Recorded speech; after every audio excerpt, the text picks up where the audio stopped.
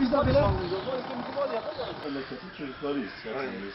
Burada kendisi burada ev insanı, buranın insanı, biz buranın insanıyız, esnafız. Bu halkın bu yörenin insanlarıyız. Aynen. Hocam buyurun böyle olmuyor ya. Allah'a vaktimiz yok. Yoksa otururduk.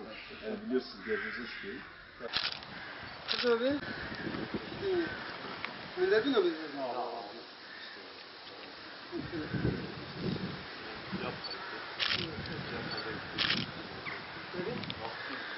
الناس كما فاكر يعني هي السياسية قضية الأفكار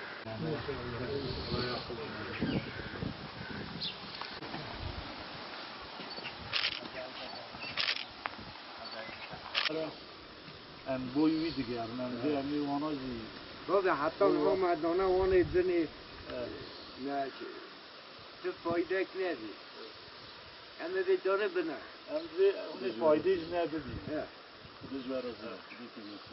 Milletvekili adayları olarak ve il yönetimindeki kardeşlerimizle birlikte Hamur ilçemize bağlı Aladağ bölgesinde köy ziyaretlerinde bulunduk. Hamdolsun hem halkımızla hem köylülerimizle hem vatandaşımızla bayramlaşma programı yaptık. Bereketli bir program geçti.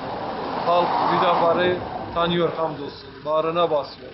Hüdapar halkın partisidir. Bu milletin partisidir. Dolayısıyla halkın bu teveccühü, halkın bizi tanıması, halkın bizi o hoşgörüyle ve misafirperver hisler ve duygularla karşılaması bizi ziyadesiyle memnun etmiştir.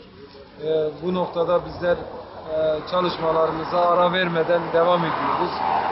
İnşallah yarın yine esnaf ziyaretlerimiz, köy ziyaretlerimiz devam edecektir. Allah-u Teala inşallah çalışmalarımızı bereketli kılsın.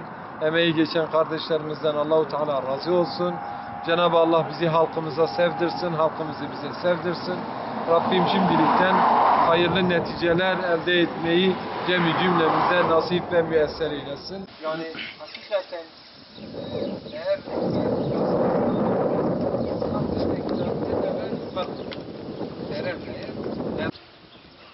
hem hakikati ve Rabbicin İro ezhat mecente dediği yol mevki merhab İro siyasi parti Türkiye'de 11 siyasi parti hak kırın netekemle seçim.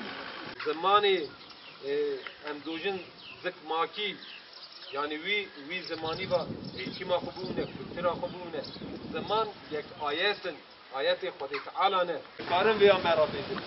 Veya rencid zanın ama ne karın yedin İran'ın beşin. Açıyor. Ne zani malaviya kuya, şehri kuya, mahallaye para kini ne zani. Oylarını yıllardır sorularımıza çözüm üretmeyi yöneldiği